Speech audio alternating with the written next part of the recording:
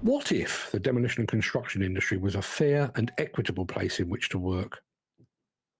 What if this often unwelcoming industry became the gold standard for inclusivity?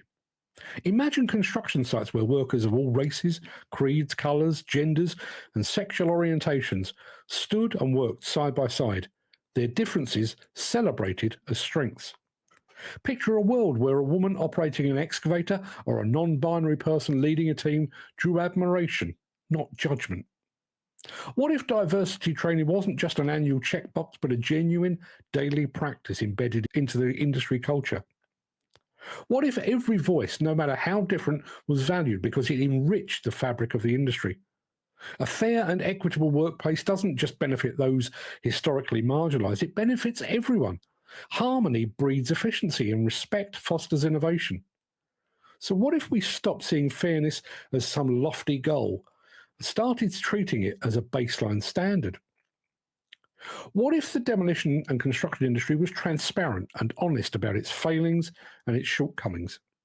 What if we had the courage to admit when things go wrong? What if we shed the cloak of secrecy surrounding accidents and near misses, replacing it with a commitment to learn and improve? Picture a foreman standing before their team, not to spin the narrative, but to say, here's what went wrong, and here's how we'll make it right. What if we understood that honesty breeds trust, and trust builds stronger teams? Transparency would mean open conversations about safety, about budgets, about environmental impacts. It would mean admitting when deadlines are unrealistic or when resources are stretched too thin. What if construction companies became examples of integrity, inspiring other industries to follow suit? After all, doesn't the strongest foundation start with truth? What if workers were treated with respect? What if their fears and concerns weren't just dismissed as grumbling, but heeded as valuable insights? Imagine a site where every worker felt safe to speak up without fear of retaliation. What if suggestions weren't just dropped in a suggestion box, only to collect dust, but they were actively analysed and implemented when appropriate? Workers are the eyes and ears of every project. They see risks before they materialise, inefficiencies others might miss, and opportunities for improvement that plans overlook. What if we saw workers not as cogs in the machine, but as the machine itself, vital, indispensable, and worth listening to? Respect isn't just about better morale. It's about building an industry that thrives on collaboration and shared experience and expertise. What if project schedules were changed to suit the workers?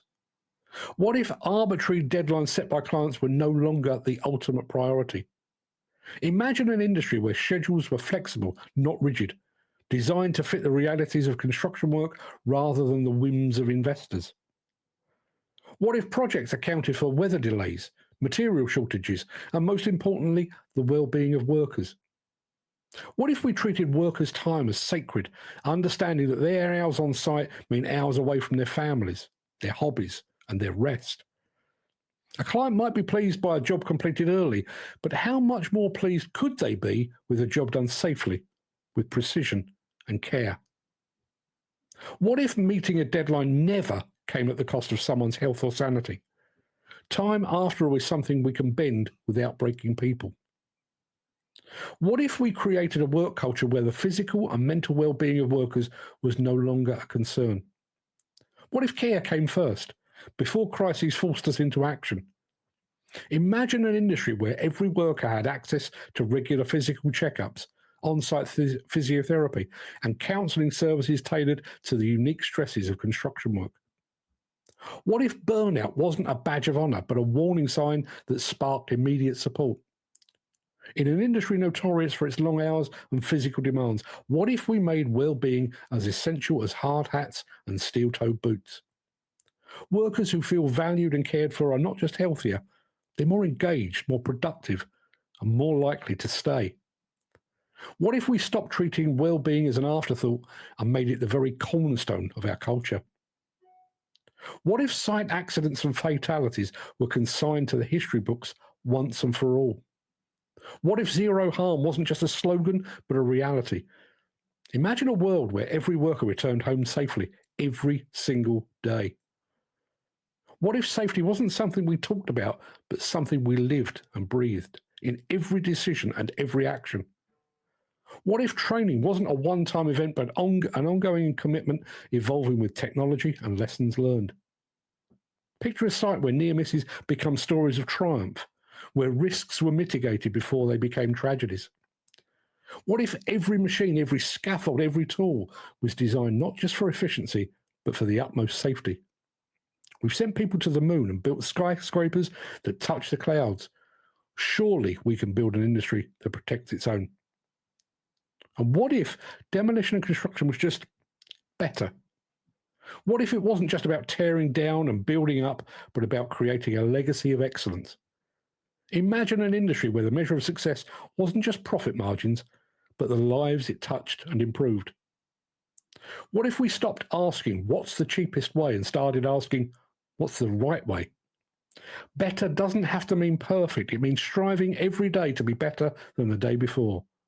Better communication, better planning, better outcomes. What if we treated every project as an opportunity, not just to construct buildings, but to construct a better future? The industry has the power to shape skylines, but what if it also shaped minds, communities, and lives for the better? What if we dared to dream bigger? What if this monologue wasn't just words, but a call to action? The demolition and construction industry has always been about possibility, about turning blueprints into reality, visions into structures.